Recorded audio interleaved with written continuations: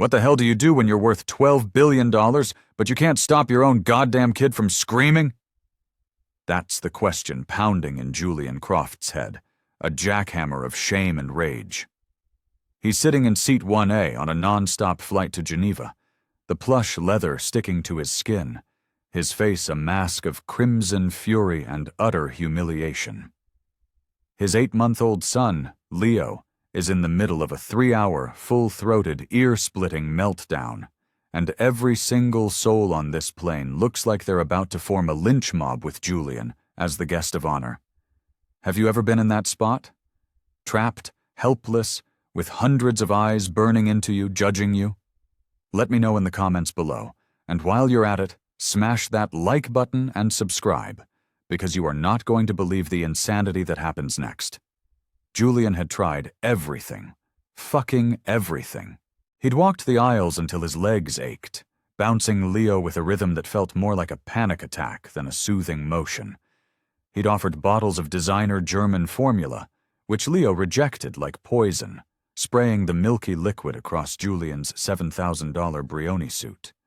He'd changed diapers in a bathroom the size of a coffin, a claustrophobic hell that left him sweating and fumbling with tabs and wipes. He even tried playing a Brahms lullaby through his noise-canceling headphones, pressing them against Leo's tiny, furious head. Nothing. The screams just got louder, sharper, a relentless sonic assault. The other first-class passengers weren't even hiding their contempt anymore. He could feel their glares, each one a silent indictment. You and your screaming fucking brat are ruining this for everyone. The flight attendants had offered their useless, syrupy suggestions, their plastic smiles barely concealing their own desperation. Even the goddamn pilot had made a snide announcement about ensuring a tranquil environment for all our guests, a little piece of passive-aggressive bullshit aimed directly at Seat 1A. That's when the impossible happened. A kid, couldn't have been older than 17, emerges from the curtain separating the cattle class from the kings. He's a black kid from the Bronx. You could tell by the grit in his eyes and the unapologetic set of his jaw. His clothes are worn but immaculate, his backpack held together with sheer willpower and a few strips of gorilla tape. He walks right up to Julian's seat, moving with a quiet confidence that seems to bend the furious energy in the cabin around him. He doesn't ask permission. He doesn't introduce himself. He just leans in, his gaze fixed on the screaming baby, and gently reaches out. "May I?" he asks, his voice a low, calm rumble that somehow cuts straight through Leo's shrieking. Julian is so far past exhaustion, so deep in his own personal hell, that he doesn't have the energy to question it. A stranger, a teenager from the back of the plane, wants to hold his kid? Fine. Whatever. He just nods, a single defeated gesture, too wrecked to give a damn about appearances or propriety. The second the kid's hands touch Leo, a miracle unfolds. The screaming stops, not fades, not whimpers down. It just stops. A switch is flipped. The sudden, absolute silence is deafening. It crashes down on the cabin, a physical weight, and 200 passengers collectively hold their breath, terrified to move, terrified to break the spell. The teenager holds Leo with an expertise that seems ancient, a knowledge that couldn't possibly belong to a 17-year-old. He applies a gentle, steady pressure to specific points on the baby's back and chest, his thumb rubbing a slow, hypnotic circle, while humming a melody so deep and resonant it feels like it's coming from the earth itself. Leo's eyes, squeezed shut in a tormented grimace for hours, flutter open. They're wide, curious, and for the first time since takeoff, they look calm, peaceful. He stares up at the boy's face, utterly captivated. How did you do that?" Julian whispers, his voice raw, staring at this mysterious kid who had just accomplished what a team of pediatric specialists and a fortune in baby technology couldn't. The kid offers a small, knowing smile. My mom was a NICU nurse. She taught me about harmonic resonance. Certain vibrations can calm a baby's nervous system. Julian's gaze sweeps the cabin. Every single passenger is staring, their expressions transformed from annoyance to pure, unadulterated awe. But as Julian looks back at the young man who just performed this act of quiet magic, he notices something that makes his heart hammer against his ribs.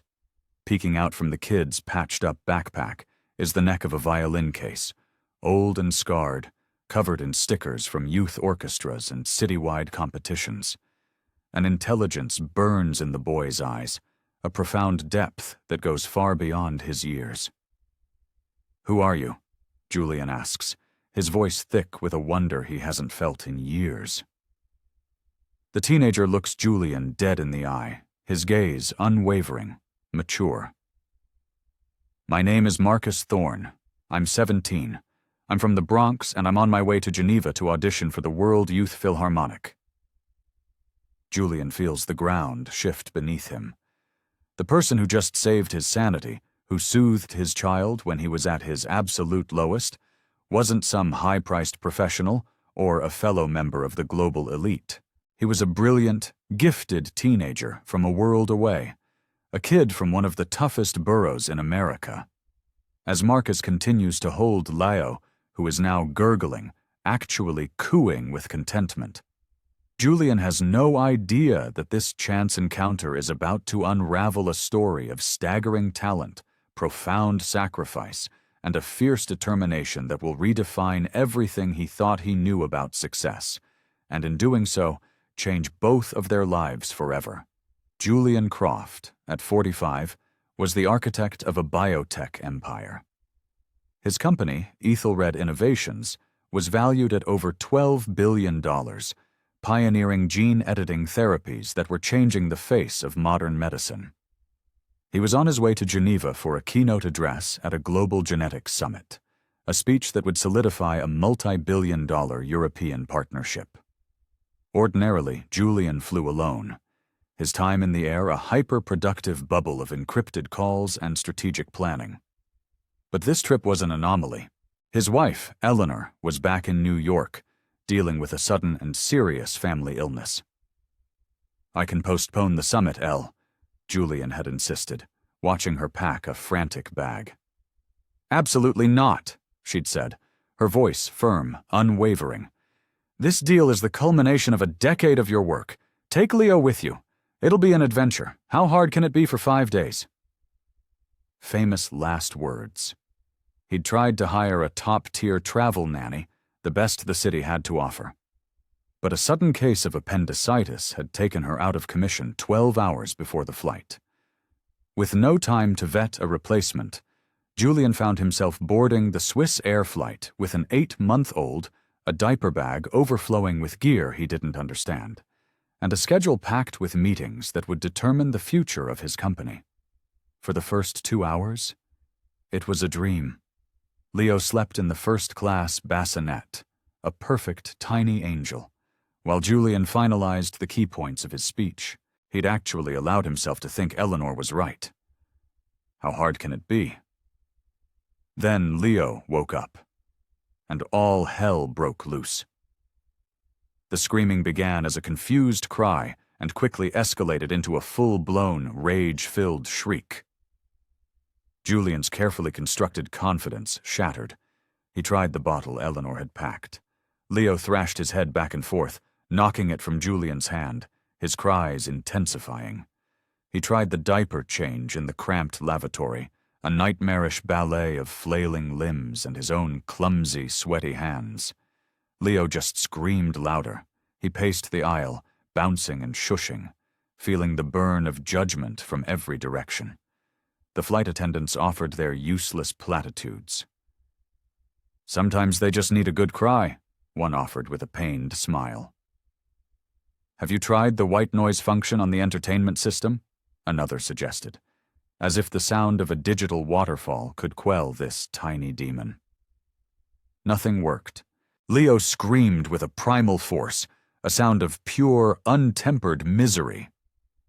As the third hour began, The atmosphere in first class turned toxic. In seat 2B, a famously cantankerous hedge fund manager, Bartholomew Finch, was sighing with theatrical loudness, pointedly tapping his Patek Philippe watch. "This is precisely why infants have no place in a premium cabin," Finch grumbled to his companion, loud enough for the entire section to hear. Across the aisle, a young tech influencer, her face a mask of Botoxed disdain, was furiously typing on her phone, no doubt live-tweeting the horror of her ruined flight. "Some people have zero consideration," she announced to her assistant. "If you can't control your spawn, you shouldn't fly commercial." Julian felt a hot flush of shame and anger creep up his neck. These were his people, his peers, the titans of industry, the global elite. He expected better, a modicum of understanding, but their judgment felt like acid, burning away the last of his composure. The worst part was his own crushing inadequacy. He could command a boardroom of sharks, he could decipher complex genomic sequences, he could bend markets to his will, but he couldn't comfort his own child. The realization was a cold, hard knot in his stomach. Every one of Leo's desperate wails felt like a personal accusation, highlighting a profound failure that his billions couldn't fix. He wasn't just panicking about the flight anymore. His mind raced ahead to Geneva. He had 5 days of wall-to-wall meetings, dinners with investors, and the most important speech of his career. How could he possibly manage that with a baby who was clearly miserable and inconsolable? His entire European expansion, the legacy of his life's work, felt like it was about to be sabotaged by an 8-month-old.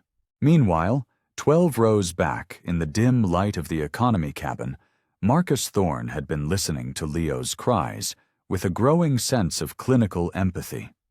He was traveling to Geneva on a ticket paid for by bake sales at his church, a car wash organized by his orchestra mates, and the collected spare change of his neighbors. The audition for the World Youth Philharmonic wasn't just an opportunity, it was a lifeline. It was his only shot at a full scholarship to Juilliard, a chance to escape the gravity of his circumstances and reshape his family's future. Marcus lived in a cramped 2-bedroom apartment in the Bronx with his mother, his grandmother, and his 2 younger sisters. His mother, Elena, worked back-to-back shifts as a nurse, a quiet warrior armed with compassion and exhaustion. 2 years ago, his youngest sister, Sophia, was born 3 months premature, a tiny, fragile thing who spent her first 4 months in the NICU. Elena couldn't afford to take much time off, so Marcus had spent countless hours at the hospital, sitting by Sophia's incubator, watching his mother work her quiet magic. He learned to read the monitors, to understand the subtle language of infant distress. He saw his mother use non-medical techniques, the power of her touch, the specific cadence of her voice, the deep, calming hums she would use to regulate a baby's heart rate. "It's about resonance, mijo," she'd explained. "Everything in the universe has a frequency, fear, pain, peace. You just have to find the right frequency to tune them to." He had watched her calm infants that doctors had given up on, his mother's hands and voice achieving what machines and medicine could not. He called it her magic. She called it listening. Listening to Leo's screams, Marcus recognized the specific pitch of overstimulation and deep-seated discomfort. He heard the panicked, shallow breaths between wails. He knew he could probably help, but he also knew the brutal calculus of the world. A black kid in a hoodie walking from economy into the hushed, rarefied air of first class was not a welcome sight. He would be seen as a threat, a problem, a charity case. He had felt the sting of that prejudice 1,000 times in his 17 years. People saw his clothes, his skin, his address, and they stopped seeing him. For 2 hours, he wrestled with himself. He pulled out his sheet music, the well-worn pages of Bach's Chaconne, and tried to lose himself in the familiar patterns, preparing for the audition that held his entire future in its grasp. But Leo's cries were a magnet, pulling his focus, tugging at the empathy his mother had instilled in him. Finally, his compassion won out over his fear. He carefully put his music away, stood up, and started walking toward the front of the plane, ignoring the suspicious glances from the passengers around him. A flight attendant with a strained smile intercepted him at the curtain. "Can I help you, sir?" she asked, her tone a perfect blend of professional politeness and gatekeeping suspicion. "The baby," Marcus said, his voice quiet but steady. "I think I might be able to help him." The flight attendant's skepticism was palpable. "Are you a relative of the family?" "No, ma'am," Marcus replied, his posture respectful but firm. "But my mother is a neonatal nurse. I've spent a lot of time around distressed infants. I recognize that cry. There are some techniques." Before she could dismiss him, Julian Croft himself appeared in the aisle, his face a haggard portrait of defeat, Leo screaming against his shoulder. "I heard someone say they could help," Julian pleaded, his usual authority stripped away, leaving only the raw desperation of a father at the end of his rope. Marcus took a deep breath. This was the moment. "Sir, my name is Marcus Thorne," he began, his voice cutting through the noise. "I know this is unorthodox, but my little sister was a preemie. I learned some things about calming techniques, about harmonic resonance. I think your son is overstimulated and in distress. The bouncing and the noise are probably making it worse." Julian stared at Marcus, really seeing him for the first time. He saw the sharp intelligence in the kid's eyes, the quiet confidence in his stance, and beneath it all, a genuine, unvarnished empathy for his son. Julian was so far past caring about protocol, he would have accepted help from a talking chimpanzee. "What kind of techniques?" he asked, his voice cracking. "It's about steady pressure and low-frequency sound," Marcus explained, his tone becoming almost clinical. "It helps regulate their parasympathetic nervous system. It's not about distracting them. It's about grounding them." Julian looked around the cabin, at the sea of expectant, judgmental faces, and then he made the decision that would pivot the axis of his world. "Please," he said, his voice breaking as he held Leo out toward Marcus, "if you can help him. Please." What happened next felt like it defied the laws of physics. The moment Leo was in Marcus's arms, the storm began to subside. Marcus didn't rock or bounce him. Instead, he held him securely against his chest, one hand spread firmly across Leo's back, the other supporting his head. Then he began to hum. It wasn't a melody, not really. It was a single, low note, a resonant baritone hum that seemed to vibrate through Marcus's entire frame and into the baby's. It was the sound of a cello, of a Tibetan singing bowl, of the earth turning on its axis. "Babies in distress have a chaotic heart rhythm," Marcus explained in a near whisper. "The constant, steady vibration helps their own rhythm find a pattern to lock onto. It's called entrainment." Leo's screams tapered off into whimpers, the whimpers into hiccups, and the hiccups into a profound, bone-deep silence. The entire cabin was frozen, watching this kid from the Bronx work a miracle. Leo's eyes, red and swollen from crying, blinked open and focused on Marcus's face, his tiny body melting into the boy's embrace. "Where did you learn that?" Julian whispered, completely mesmerized. "My mom," Marcus said, his focus never leaving Leo. "She says every person has a song inside them. You just have to be quiet enough to hear it. Sometimes you have to sing it for them until they remember it for themselves." Julian watched as Leo's breathing deepened, his tiny fists uncurling for the first time in hours. He was asleep. Bartholomew Finch, the cantankerous hedge fund manager, was staring, his mouth slightly agape. "Astonishing," he murmured to his companion, simply astonishing. The tech influencer across the aisle had put down her phone, her expression one of baffled respect.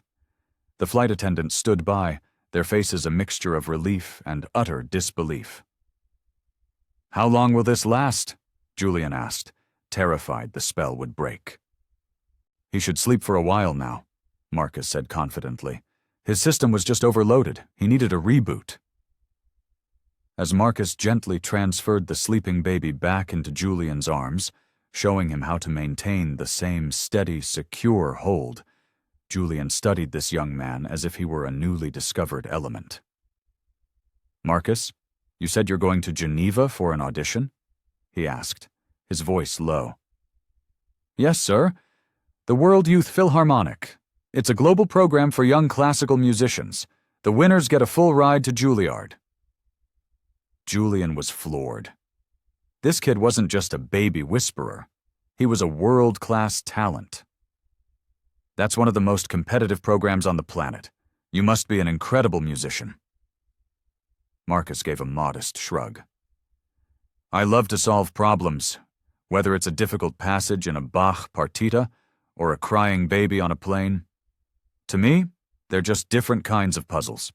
"Tell me your story," Julian urged, gesturing for Marcus to take the empty first-class seat beside him. Marcus hesitated for a second, then sat, looking both out of place and perfectly at home. "There's not much to tell. I started playing on a school violin when I was 6. My teacher, Mr. Dubois, said I had a gift.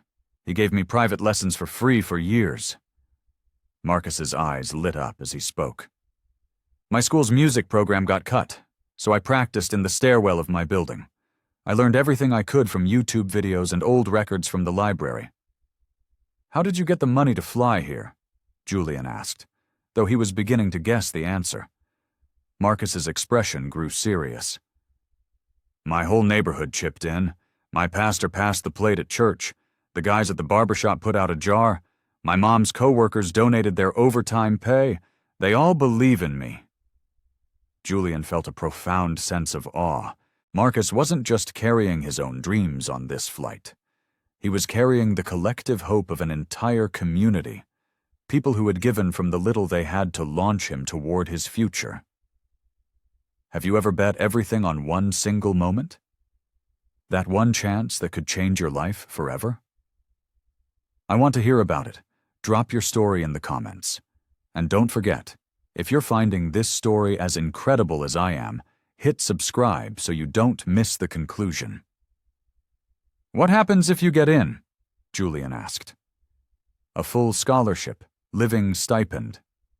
"Everything," Marcus replied, his voice filled with a quiet, steely resolve. "It means I can focus on my music. It means my mom won't have to work double shifts anymore. It means I can come back and build a real music program for the kids in my neighborhood." Julian knew, in that moment, that he was in the presence of something truly extraordinary. Not just raw talent, but a depth of character and a clarity of vision that could, with the right support, change the world. But he also saw the crushing weight on the boy's shoulders. One audition, one performance would decide it all. As Leo continued to sleep, a perfect, peaceful weight in his arms, Julian made a decision that would send ripples through the rest of his life. "Marcus, I have a proposition for you," he said, his CEO brain kicking into high gear. Marcus looked at him, his expression curious but guarded. "What kind of proposition, sir?" "I'm in Geneva for 5 days of the most important meetings of my career. As you've witnessed, I am catastrophically unprepared to care for my son." Julian paused, letting the weight of the statement hang in the air. "I want to hire you, for the next 5 days. Be my son's caregiver. I'll pay you $500 a day, put you up in the suite adjoining mine at the hotel, and arrange for a private car to take you to and from your audition and any practice sessions you need." Marcus's eyes went wide. $500 a day? Sir, that's more than my mom makes in a week. "It's less than what a professional consultant would charge me in London," Julian countered. "And you've already proven you're more effective than any professional I could find." Marcus's mind was spinning. The money would be a lifeline for his family. But the audition was everything. Mr. Croft, I'm grateful for the offer, I truly am. But this audition, my entire life is riding on it. I can't be distracted. Julian smiled, recognizing the unwavering focus of a true prodigy. I understand. The audition is your priority. I would only need you during my meetings and some evening events. The rest of the time is yours to practice and prepare. Julian leaned in, his voice dropping. Marcus, in my world, I meet brilliant people every day. But what you did 3 hours ago, that was something else. You didn't just solve a problem. You saw a human being in distress. 2 of them, actually, and you stepped in. You risked being misunderstood, being rejected, to help a stranger. That kind of character is rarer and frankly more valuable than any stock in my portfolio. Marcus was overwhelmed. His trip to Geneva was supposed to be a simple, terrifying, all-or-nothing mission. Now it was becoming something infinitely more complex. As the plane began its descent, the lights of Geneva sparkling like a carpet of diamonds below, Marcus looked at Leo, sleeping soundly in his father's arms, and he knew his life had already changed in ways he couldn't yet comprehend. This audition might not be the only test he would face this week. The bigger test would be navigating this new, dizzying world of wealth and power that Julian Croft represented, without losing sight of the values and the community that made him who he was. As the plane taxied to the gate at Geneva Airport, Marcus made his decision. "Mr. Croft," he said, his voice clear and steady as passengers began to stir, "I accept your offer. I'll help you with Leo." A wave of profound relief washed over Julian. It was more than just solving his childcare crisis. It was a feeling of excitement, an eagerness to spend more time with this remarkable young man. "Excellent," Julian replied, a genuine smile spreading across his face. "My driver is waiting. We can finalize the details on the way to the hotel." Walking through the airport was a surreal experience. A billionaire CEO holding a sleeping baby, flanked by a 17-year-old from the Bronx. They were an odd, compelling spectacle, attracting stares that were a mixture of curiosity and confusion. The car was a black Maybach, an opulent vessel of leather and polished wood that felt more like a private jet than a car. "The audition is tomorrow afternoon," Marcus said, as they glided through the pristine Swiss streets. "It's a 3-part process, a prepared solo piece, a blind orchestral excerpt, and an interview with the conductors." Julian listened, impressed by Marcus's composure and focus. "What's your solo piece?" he asked. "The Chaconne from Bach's Partita No. 2, Marcus replied. "It's considered one of the most technically and emotionally demanding pieces ever written for solo violin." They arrived at the Four Seasons Hotel de Bergue, a palace of old-world elegance overlooking Lake Geneva. Noah felt as though he had walked through a portal into another reality. The lobby glittered with crystal and gold, the air scented with money and expensive perfume. "Mr. Croft, welcome," the manager greeted them, his smile radiating practiced deference. "Your presidential suite is ready, as is the adjoining room you requested." Julian's suite was a sprawling expanse of rooms larger than Marcus's entire apartment building floor. Floor-to-ceiling windows offered a breathtaking panorama of the lake and the Jet d'Eau. "Your room is right through there," Julian said, gesturing to an interconnecting door. "Privacy, your own bathroom, room service, anything you need." Marcus stepped into his room and felt his breath catch. It was a haven of quiet luxury, with a bed that looked like a cloud and a marble bathroom that gleamed under soft lights. "Mr. Croft, I don't know what to say. Why are you doing all this for me?" Julian was gently placing Leo into a crib the hotel had provided. "Marcus, I've built my career on one skill above all others: pattern recognition. I recognize talent, I recognize character, and I recognize drive. What you demonstrated on that plane wasn't just a fluke. It was a combination of empathy, intelligence, and courage. He paused, his expression turning serious. But there's more to it. You remind me of me. Marcus looked at him, confused. Sir? I wasn't born into this, Julian said, gesturing around the opulent suite. My father was a steelworker in Pittsburgh. My mother was a seamstress. I got out on a scholarship. I fought my way into rooms I wasn't invited into, and I built my company from nothing but an idea and a refusal to fail. This revelation stunned Marcus. He had built a fortress of assumptions around Julian Croft, the billionaire. Now, that fortress was crumbling. The difference, Julian continued, his voice softer now, is that a few key people opened doors for me along the way. They saw something in a hungry kid from the wrong side of the tracks and took a chance. I've always told myself that if I ever had the chance, I'd pay it forward. The next morning, the day of the audition, the air was thick with nervous energy. Julian had a 10 a.m. meeting with a consortium of German investors. Leo usually naps around noon for about 2 hours, Julian explained, over a breakfast of croissants and berries that cost more than Marcus's weekly grocery budget. That should give you a solid block of time to warm up and get centered before you have to leave. Marcus was grateful, but he also found that taking care of Leo was a welcome distraction. The baby's simple, immediate needs grounded him, pulling him out of the spiraling vortex of his own anxiety. He played his violin for Leo, not the ferocious chaconne, but simpler, sweeter melodies. Leo watched, mesmerized, his little hands clapping with delight. The audition was held at the Conservatoire de Musique de Genève, a hallowed hall that had hosted some of history's greatest musicians. As Marcus walked in, clutching his worn violin case, he was surrounded by other young prodigies from every corner of the globe. They were the best of the best, polished and poised, many of them carrying instruments that were worth more than his family's home. The intimidation was a physical force, pressing in on him. But then he remembered Julian's words. You earned your place here. He thought of his mother, his neighborhood, and the impossible weight of their belief in him. He wasn't just playing for himself, he was playing for all of them. When his name was called, he walked onto the stage, the lights hot on his face, the panel of judges a row of shadowy, inscrutable figures in the darkness.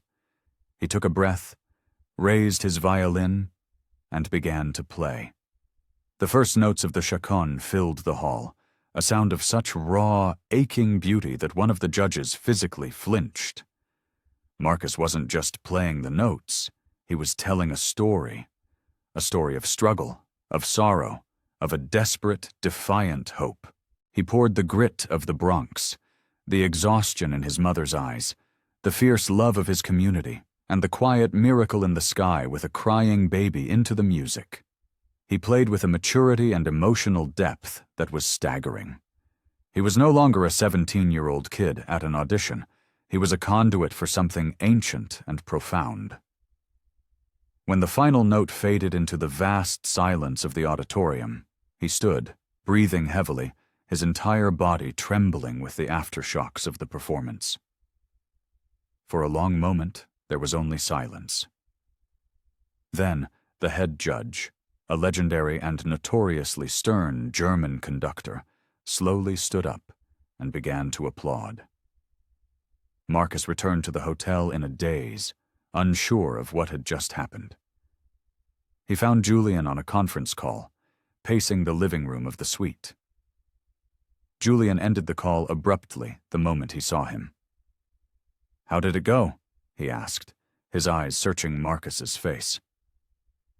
I think it went well," Marcus said, his voice distant. "I played the best I've ever played in my life."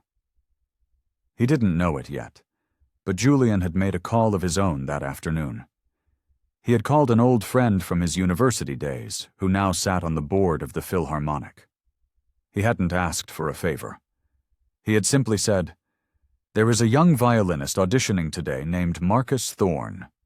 I am not asking you to influence the judges, only to ensure they listen with their whole hearts. He is, without exaggeration, a once-in-a-generation talent.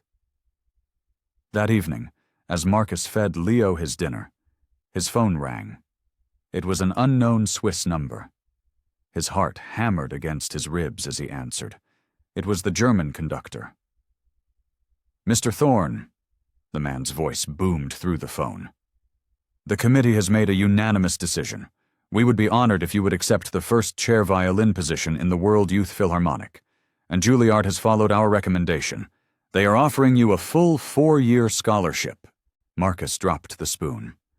Tears welled in his eyes, hot and sudden. He looked across the room at Julian, who was watching him with a knowing smile, holding a sleeping Leo. The journey wasn't over. It was just beginning. A few days later, as they prepared to fly back to New York, their lives were irrevocably altered. Marcus was no longer just a kid from the Bronx with a dream. He was a recognized prodigy with a future paved in gold. Julian was no longer just a ruthless CEO. He was a mentor, a patron, a man who had rediscovered a part of his own humanity 30,000 feet in the air. "You know what's funny?" Marcus said, looking down at Leo, who was happily nestled in his arms. "This all happened because of a screaming baby, a simple act of just trying to help." Julian nodded, his gaze thoughtful. "That's the secret, isn't it? The universe doesn't reward ambition. It rewards compassion. You never know which door will open when all you're trying to do is the right thing." As their plane took off from Geneva, leaving the pristine city behind, Marcus looked out the window and smiled. The kid from the Bronx who did the unthinkable by calming a billionaire's baby had discovered the most unthinkable thing of all: that a single act of kindness could be the most powerful song in the world, a melody that could quiet any storm and open any door. The crying had stopped. The audition was won. And the future stretched out before him, a symphony of infinite possibility he had never dared to imagine. An act of kindness that changed everything. It just goes to show you that the best things in life happen when you least expect them. What did you think of Marcus's and Julian's story? Let me know your thoughts down below. Thanks for watching. Please like and subscribe for more stories that will absolutely blow your mind.